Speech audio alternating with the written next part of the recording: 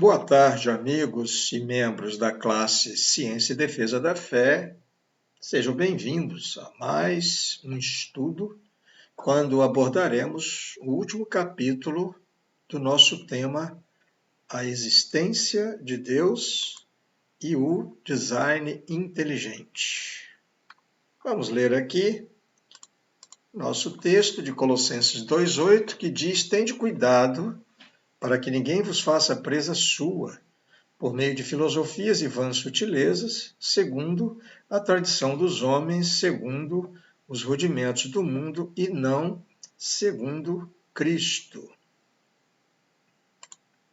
O outro texto, segundo aos Coríntios 10, 4, 5, porque as armas da nossa milícia não são carnais, e sim poderosas em Deus para destruir fortalezas, anulando nós sofismas e toda altivez que se levante contra o conhecimento de Deus, e levando cativo todo pensamento à obediência de Cristo. Muito bem, então estaremos desenvolvendo agora o nosso capítulo de hoje, que tem como título As Digitais do Criador no Design Inteligente. E para começarmos, nós vamos orar. Obrigado, Senhor Deus, por nos conceder um trimestre inteiro de estudos sobre as marcas do design impressas em tua criação. Seja na origem do universo físico, seja na origem da vida sobre a Terra. Pedimos-te que nos conduzas ainda neste último capítulo desta série de estudos, auxiliando a todos os participantes que aqui se dirigem, se apresentam, entram na nossa sala virtual, para que eles possam compreender de forma ampla todos esses assuntos. Que possamos estar preparados para responder a todo aquele que nos pedir o motivo da bendita esperança que temos em Ti. Oramos no nome santo de Jesus. Amém. Aí está, então, as digitais do Criador no design inteligente. Vamos, então, ler o nosso texto básico de hoje, Romanos 1, versículo 20, que diz assim: Porque as suas coisas invisíveis, desde a criação do mundo, tanto o seu eterno poder como a sua divindade, se estendem e claramente se veem pelas coisas que estão criadas, para que eles fiquem inexcusáveis. Ok? Então, nós chegamos então como falamos, ao último capítulo dessa nossa série sobre o design inteligente e no estudo deste trimestre nós vimos que o universo ele foi finamente ajustado para permitir a vida na Terra. Foi isso que nós discutimos aqui, apresentamos aqui desde o início da série, e é o que nós estamos concluindo hoje. Por exemplo, se a proporção dos elementos na atmosfera da Terra fosse alterada minimamente, muitas espécies de vida deixariam de existir. Isso nós vimos também lá atrás. Se a Terra fosse alguns quilômetros mais próxima ou mais distante do Sol, muitas espécies de animais certamente desapareceriam.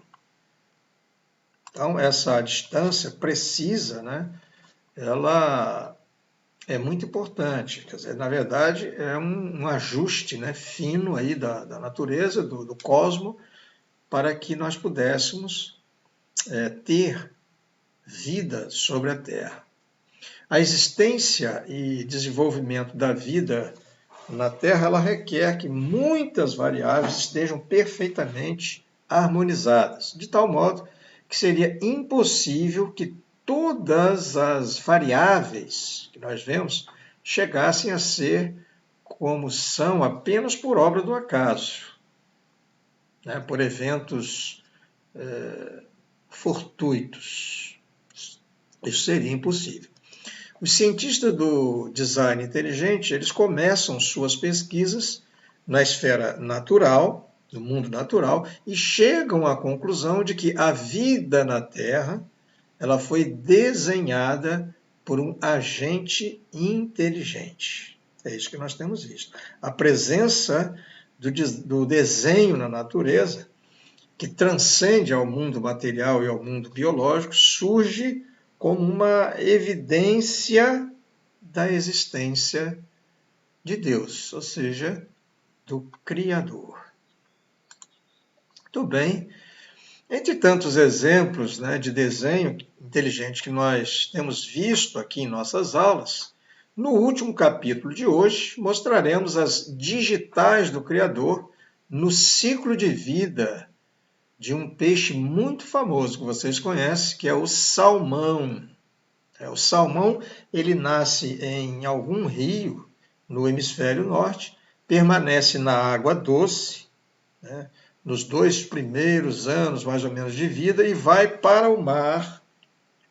Ele sai dali, daquele rio, e ele vai para o mar passar a sua fase adulta, que pode durar, digamos, até 5 anos. Posteriormente, o salmão encontra o caminho de casa, o caminho de volta, usando 2 fatores importantes: o magnetismo da Terra e o seu próprio sistema olfativo. Quando ainda está lá nos mares, no oceano, ele consegue se orientar por meio do campo magnético da Terra. Aliás, nós já vimos exemplo anteriormente aqui de animais que no mar, né, animais marinhos que se orientam também pelo campo magnético da Terra. Ao atingir a maturidade sexual, conduzido por seu sentido apurado de olfato, ele volta ao rio, né, de onde ele saiu, de onde ele nasceu, muitas vezes na exata localização de onde ele realmente saiu, para procriar e morrer. No caso aí, fêmeas, né? Mas os machos também participam disso. Isto é, queridos, uma evidência de design presente em seu organismo, no organismo ali do peixe, do salmão, que lhe capacita a realizar essa grande proeza.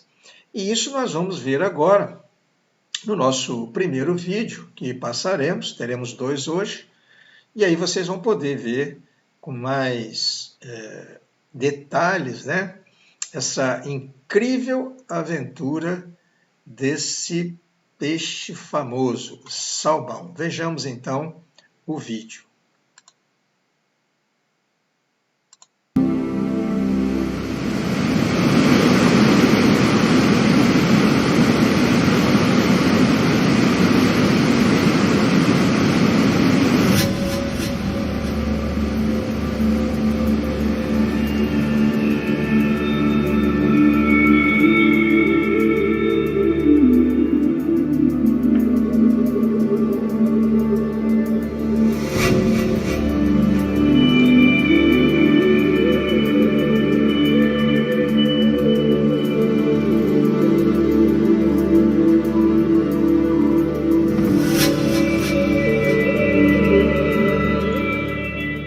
O salmão certamente é um ícone do noroeste do Pacífico.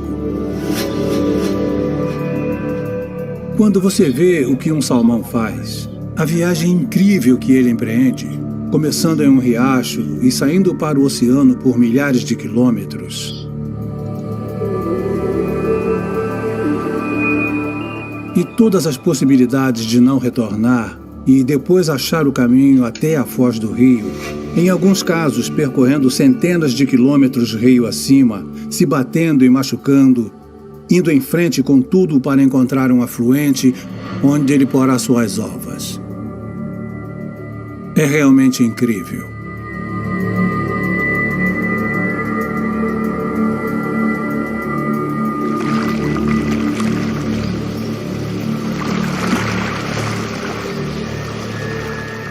O ictiólogo Glenn Gately devotou boa parte de sua carreira à conservação do salmão do Pacífico e ao estudo de seu ciclo de vida.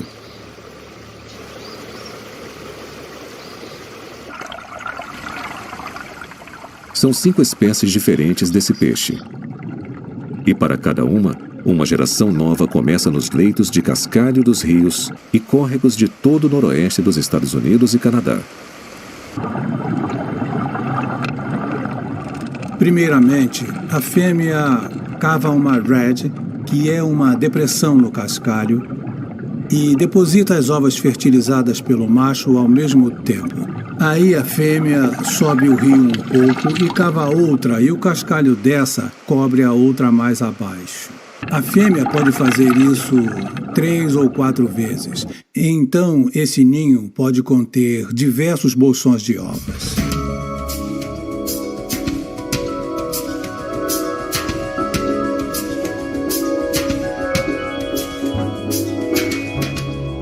Depois de eclodir, o salmão jovem fica perto do ninho. Mas falta ao seu riacho natal nutrientes suficientes para sustentar seu desenvolvimento até a maturidade. Para o salmão se tornar o peixe grande que ele acaba sendo, ele precisa de mais recursos do que estão disponíveis nesses riachos. Então eles migram para os oceanos, começam a explorar todos os recursos de comida que existem ali para crescer e se desenvolver, a fim de retornar e reproduzir em rios de água doce. Na preparação para seu tempo no mar, esses pequenos peixes de água doce devem adaptar sua biologia para sobreviver na água salgada. Depois, entrar no oceano que eles nunca viram, viajar milhares de quilômetros e achar o caminho de volta até o local onde eles sabem que podem desovar com sucesso: os leitos de cascalho onde nasceram.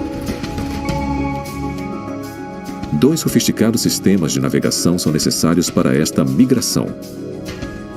O primeiro se baseia no aguçado olfato do salmão e sua capacidade de coletar informações sobre seu ambiente ao descer o rio até o Oceano Pacífico. O peixe, quando é jovem, em primeiro lugar, grava onde está sendo criado. Depois, ao descer o rio na direção do oceano, ele capta pistas nos diferentes tributários pelo caminho. Eles gravam os odores, os cheiros na água, vindos do solo.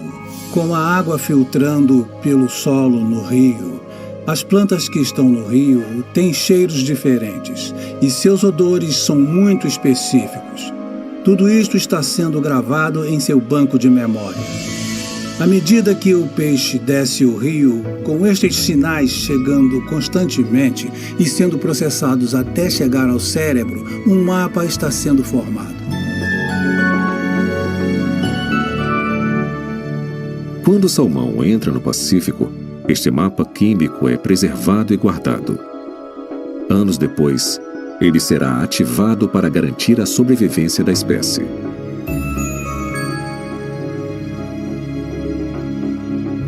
Durante seu tempo no mar, o peixe forma cardumes e cresce rapidamente ao se alimentar de uma abundante vida marinha. No decorrer deste estágio de sua migração, ele viaja em imensos arcos anti-horário que se estendem para o oeste a meio caminho do Japão. Depois, quando seu sistema reprodutor está totalmente desenvolvido, ele instintivamente volta para a costa.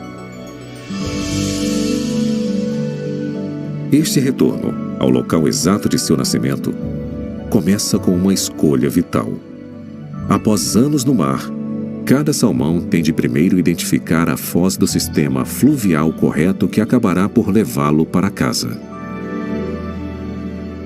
Há muitos rios que desaguam ao longo da costa de Washington, da costa da Colômbia Britânica e do Oregon. Juntos, deve haver centenas de sistemas fluviais para o peixe escolher. É absolutamente essencial para o salmão encontrar o rio certo. O rio de onde ele saiu quando era jovem. Agora, como as tartarugas, ele usa a navegação magnética para conseguir voltar ao ponto certo. Ele memorizou quais eram as coordenadas magnéticas na foz do rio de onde ele veio. E, quando chega a hora de reproduzir, ele volta na direção dessas coordenadas magnéticas.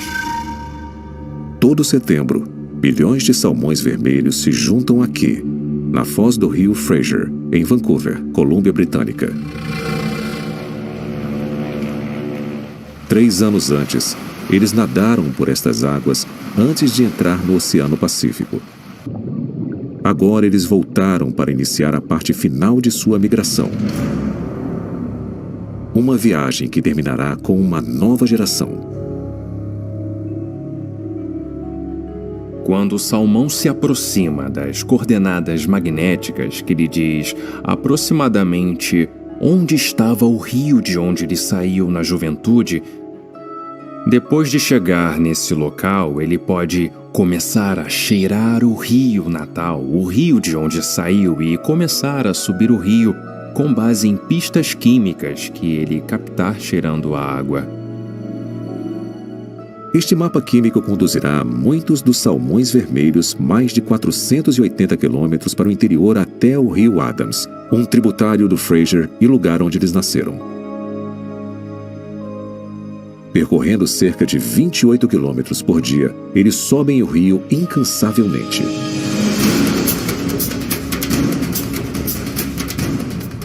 Para chegar ao Adams, eles gastarão cada reserva de energia, abrindo caminho em corredeiras e pedras nos leitos rasos.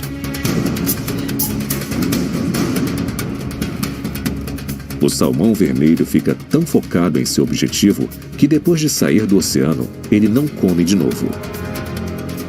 Levado pelo instinto da desova, ele segue a trilha de moléculas odoríferas que ficam progressivamente mais fortes ao se aproximar de casa. Aí ele começa a subir o rio, resgatando o que ele gravou na ida. Ele recorda o seu mapa enquanto sobe o rio. Ele vai se lembrando, indo por este afluente ou outro. Ele tem que, sem dúvida, passar por outros tributários que não têm o cheiro exato que ele procura. Mas ele acaba localizando o tributário exato, onde ele nasceu do cascalho, onde sua vida começou.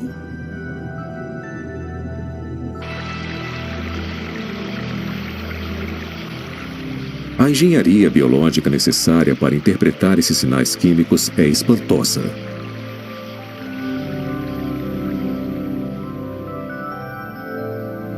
O salmão analisa constantemente sua rota, testando a composição molecular da água que entra por suas narinas. Nas cavidades nasais de ambos os lados de sua cabeça, saliências de tecido formam os órgãos olfativos. Cada saliência contém 500 mil de células unidas. Muitas delas apoiam cílios que saem na água como antenas. E os cílios têm embutidos receptores de odor, máquinas moleculares que ajudam a identificar químicos específicos no líquido.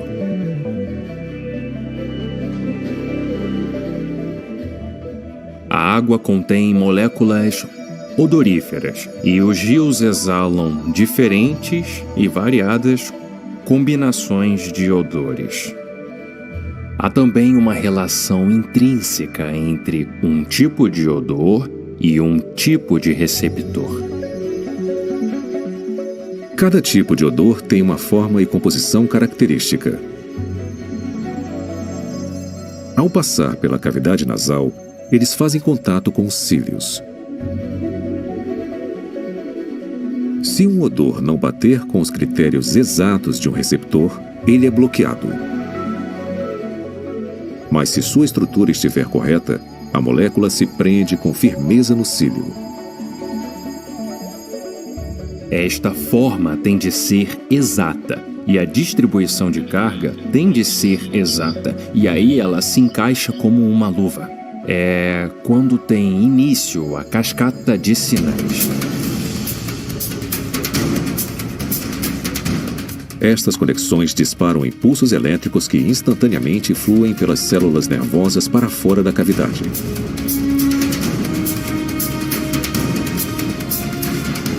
Os sinais são transmitidos por um labirinto de fios ligados ao bulbo olfativo, um painel biológico que processa uma torrente de informações sobre o ambiente do salmão.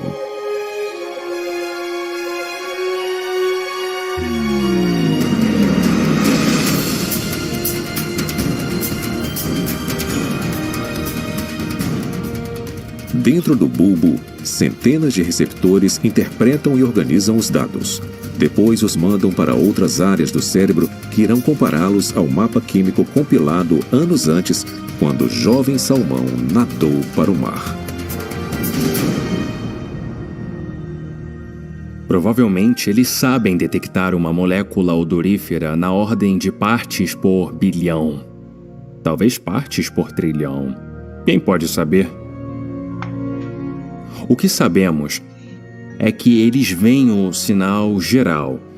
E se o sinal combinar perfeitamente com a memória, então o peixe sabe. O rio é este. É este que eu vou subir.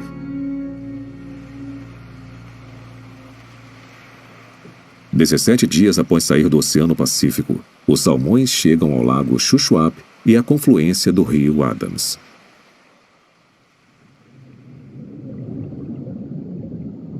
Aqui eles descansam antes do percurso final até os leitos de cascalho onde eles nasceram 4 anos antes. Do ar, um paredão oscilante de salmões é visível ao longo da margem.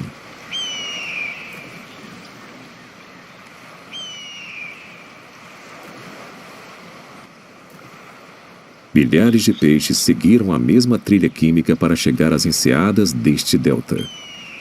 Sua odisseia está a horas do término.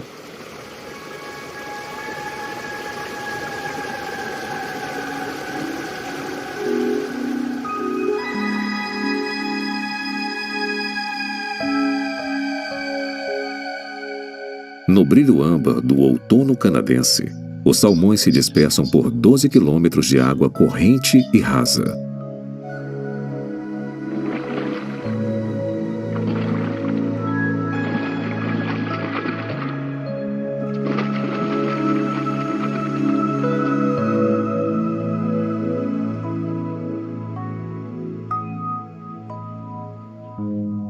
É o lugar ideal para fazer seus ninhos, botar e fertilizar suas ovas e assegurar uma nova geração.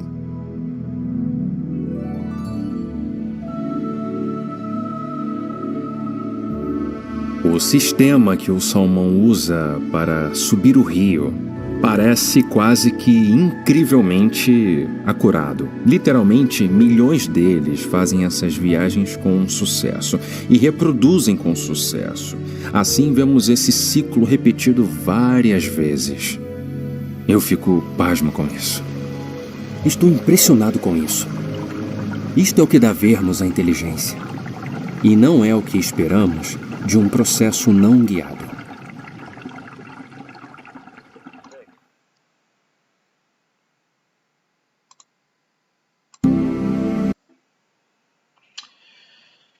Muito bem, vocês viram aí, não é? Mais evidências a respeito das digitais do Criador na natureza. Então, este é o estudo aí, o vídeo, né, do salmão, mostra aí mais um exemplo de design, né, ou seja, nesta verdadeira odisseia, né, que eles fazem, essa aventura que eles fazem nos oceanos e nos rios, e o seu incrível senso de orientação, que realmente impressiona assim, grandemente. e como eles conseguem nadar centenas ou milhares de quilômetros pelos oceanos. Claro, antes de voltarem ao rio, para a casa natal deles. Muito bem, nós então estamos chegando ao final da nossa série e eu preparei esses 2 vídeos hoje. O próximo é uma espécie de resumo, né, que nós vamos colocar aqui. Algumas cenas vocês já viram anteriormente, mas na verdade um vídeo resumo e ele tem esse propósito, né, de fixar, né, bem o assunto, né, para que vocês possam, claro, conseguir, digamos assim, aprender mais, né, um pouco, né, daquilo que nós, revisar também aquilo que nós vimos lá desde o início dos nossos estudos, ok? Então, nós vamos passar aqui esse vídeo e logo após estaremos concluindo. Vejamos aí. Espero que tenham gostado de A Origem. Foi animador fazer parte de um projeto que chega ao cerne das grandes perguntas que influenciam profundamente a nossa visão de mundo de várias formas. Como a vida surgiu? Será que as interações entre matéria e energia produziram as primeiras células? Ou será que a vida só é explicável como sendo a criação especial de Deus? Nos últimos 30 anos, tecnologias espetaculares permitiram que os pesquisadores descobrissem e visualizassem a rede complexa de máquinas biológicas que trabalham dentro de cada célula viva. Esse conhecimento inspirou o desenvolvimento de um caso científico, convincente para o design inteligente e para a origem da primeira vida. É um caso baseado puramente em provas, lógica e razão. Agora queríamos mostrar um pequeno vídeo que explica os princípios básicos dessa teoria, que algum dia pode revolucionar a forma como a ciência é praticada, ensinada e entendida por todo o mundo.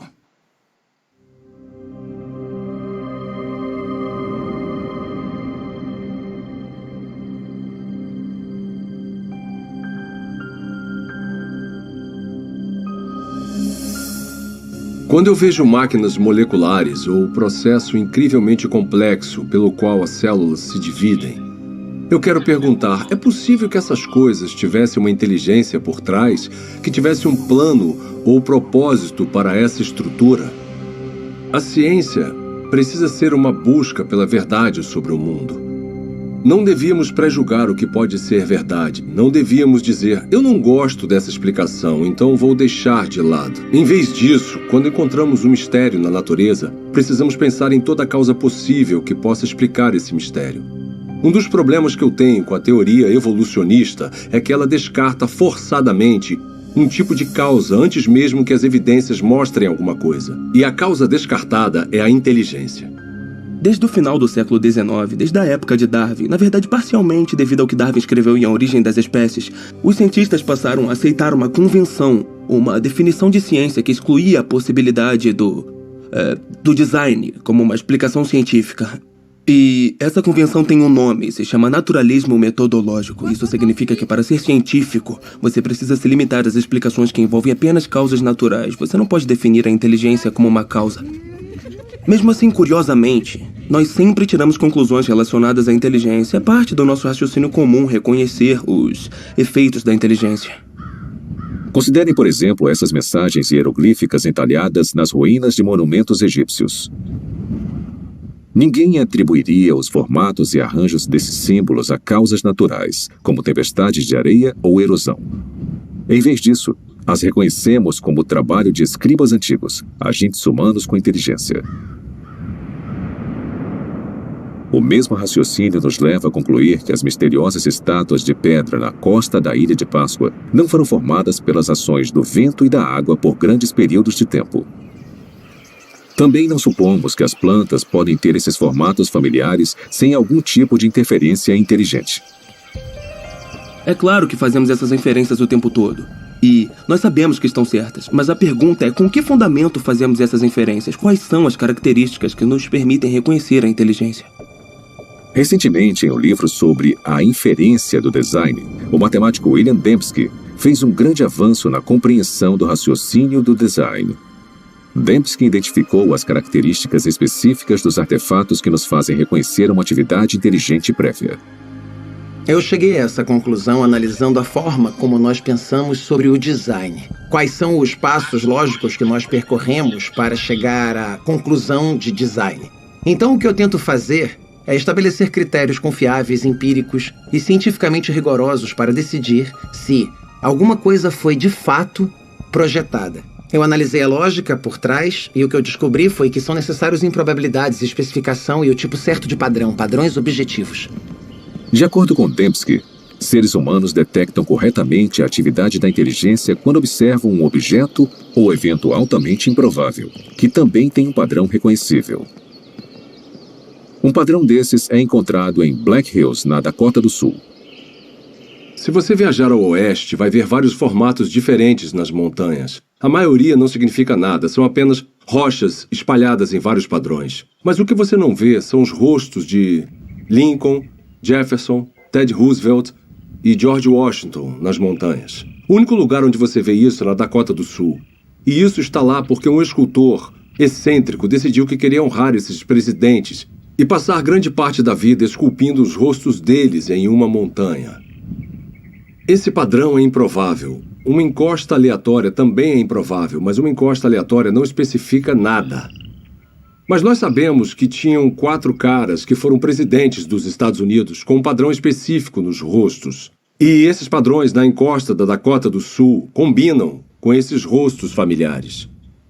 Se eu olhar e ver os rostos, eu vou reconhecer imediatamente que são os rostos dos 4 presidentes, que são conhecidos a partir das cédulas, de imagens na Galeria Nacional ou de pinturas em livros. Então eu percebo que ao ver o Monte Rushmore, que não é apenas uma configuração de rochas altamente improvável, mas uma que combina com certos padrões independentes que indicam seguramente que tem inteligência envolvida ali. Temos então uma pequena probabilidade, especificação e design.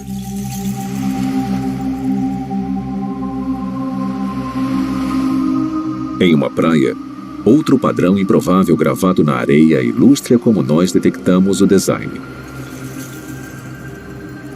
Ninguém inferiria que essa mensagem foi escrita pelo movimento das ondas. Em vez disso, devido às características desse padrão, nós identificamos as palavras como produtos da inteligência. Esse arranjo improvável também está de acordo com um certo padrão independente. Ou seja, o formato das letras que nós reconhecemos do alfabeto latino e as palavras que nós conhecemos do nosso vocabulário. Então, a improbabilidade do arranjo, mais o fato dele estar de acordo com um certo padrão independente, é o que nos faz saber que é um design. Essa ilustração sugere que os critérios de William Dembski para a identificação do design, baixa probabilidade e especificação, são essencialmente equivalentes à informação. O tipo de informação presente não apenas em imagens, textos escritos e sequências numéricas, mas também presente em softwares e em sinais de rádio. A habilidade de detectar informação em transmissões eletromagnéticas tornou possível uma busca única por inteligência. Há mais de 3 décadas, astrônomos envolvidos no SETI, um projeto de busca por inteligência extraterrestre, monitoram sinais de rádio do espaço sideral na tentativa de encontrar padrões ricos em informações. Tipicamente, radiotelescópios recebem ruídos aleatórios ou sinais repetitivos simples produzidos naturalmente por estrelas, galáxias e outros objetos celestes. Mas os astrônomos reconhecem que, se identificarem um sinal contendo informações, ele confirmaria a existência da vida inteligente fora da Terra. Alguns especulam que uma civilização extraterrestre possa ter tentado se comunicar transmitindo mensagens na linguagem universal da matemática. Talvez usando um padrão reconhecível, como uma série de números primos. Isso não acontece por acaso. São necessários complexidade ou improbabilidade, vários números primos e também ter um padrão. E tem que ser o tipo de padrão certo, não um padrão que você está impondo. É um padrão que existe objetivamente. Até hoje, a pesquisa do SET falhou em detectar qualquer padrão ou informação que indicaria que há inteligência em uma galáxia distante. Mas em outro universo, mais próximo de nós, cientistas descobriram uma gama de informações dentro do núcleo da célula viva. O DNA tem uma estrutura ideal para carregar informação. Nos A's, C's, T's e G's, as bases da dupla hélice do DNA, há o potencial para armazenar uma grande quantidade de informação. Na verdade, não há nenhuma entidade no universo conhecido que armazene e processe mais informação de forma mais eficiente do que a molécula de DNA. Um conjunto completo do DNA humano tem 3 bilhões de caracteres individuais.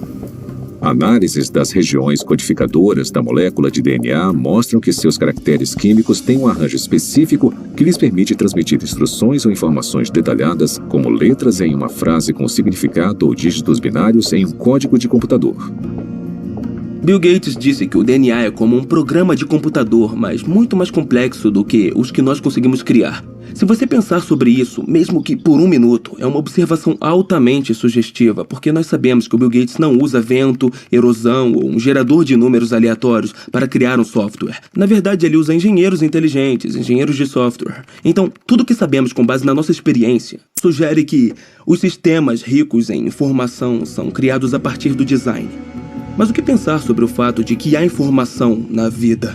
Em toda célula viva de todo organismo vivo. Esse é o mistério fundamental de onde vem essa informação? Nos últimos 15 anos, o filósofo e cientista Stephen Meyer trabalhou para responder a essa pergunta. Meyer criou um argumento para desmontar que o design inteligente é a melhor explicação para a origem da informação necessária para criar a primeira célula viva. A informação que a molécula de DNA usa. Faz parte da nossa base de conhecimento o fato de agentes inteligentes poderem criar sistemas ricos em informações. Então, o argumento não se baseia no que não sabemos, mas sim no que nós sabemos sobre a estrutura de causa e efeito do mundo. Sabemos que, até agora, não há uma explicação naturalista. Nem uma causa natural que produza informação, nem seleção natural, nem processos de auto-organização e nem o puro acaso. Mas nós sabemos de uma causa que é capaz de produzir informação, que é a inteligência.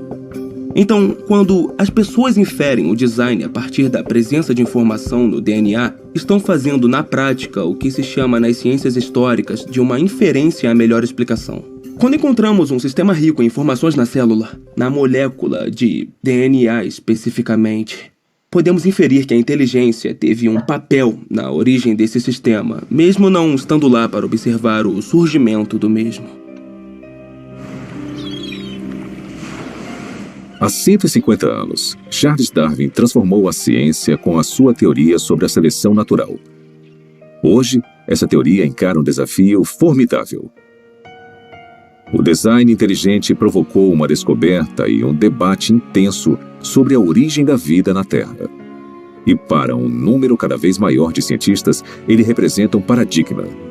Uma ideia com o poder de, mais uma vez, redefinir os fundamentos do pensamento científico. Durante o século XIX, os cientistas acreditavam que haviam 2 entidades fundamentais, matéria e energia. Mas conforme entramos no século XXI, tem uma terceira entidade fundamental que a ciência precisou reconhecer, que é a informação. Então, à medida que encontramos a biologia da era da informação, cresce a suspeita de que o que vemos na molécula de DNA é, na verdade, um artefato da mente, um artefato da inteligência. Uma coisa que só pode ser explicada através do design inteligente.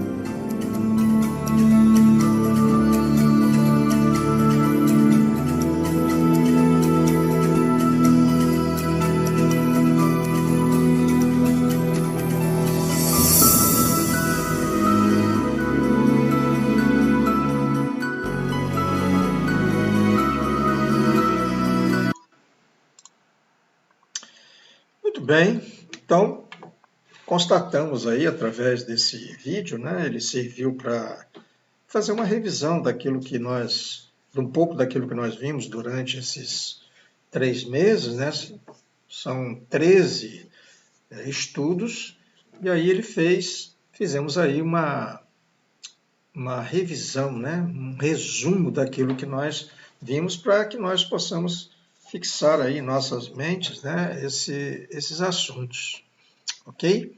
Então, nós concluiremos dizendo que a constatação de design ou projeto inteligente na natureza aponta para a existência de uma mente inteligente, ou seja, um designer por trás da imensa quantidade de informações, né, complexas, específicas, né, contidas, por exemplo, numa célula. Portanto, quem é então esse designer? Já que existe um desenho, um projeto, quem é esse projetista?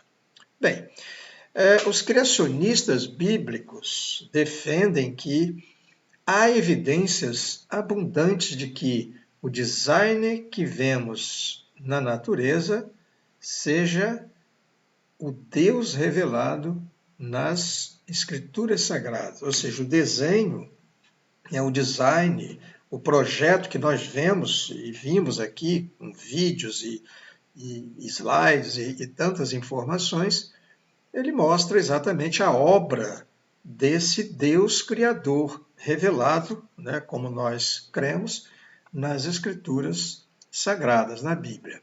Aliás, convenhamos, este é mais um argumento em favor da existência de Deus.